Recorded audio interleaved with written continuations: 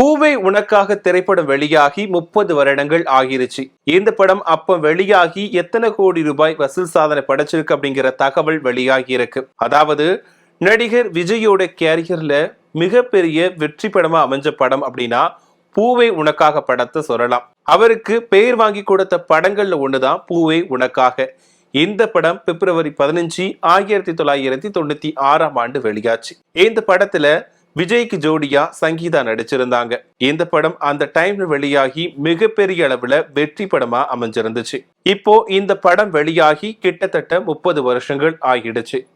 இந்த படத்துல விஜய் கிளைமேக்ஸ்ல பேசக்கூடிய வசனங்கள் எல்லாமே இன்னைக்கு வரைக்கும் காதலர்களுக்கு ஒரு நினைவு சின்னமா இருக்கு அப்படின்னு தான் சொல்லணும். அதுலயும் அவர் சொல்லக்கூடிய வசனமான தோல்வி அடைகிறதுக்கு காதல் ஒன்னும் பரிச்சை கிடையாது, அது ஒரு ஃபீலிங்ஸ்.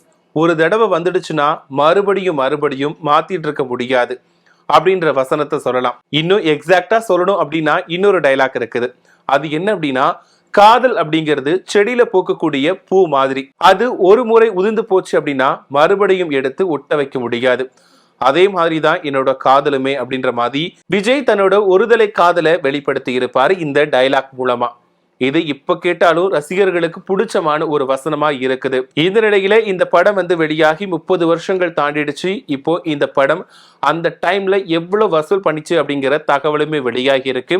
அதாவது பூவே உனக்காக திரைப்படம் 1996 பிப்ரவரி 13 ரிலீஸ் ஆச்சு. அந்த காலகட்டத்துல இந்த படம் 9 கோடியே 30 லட்சம் ரூபாய் வசூல் சாதனை படைச்சிருப்பதா தகவல் வெளியாகி இருக்கு.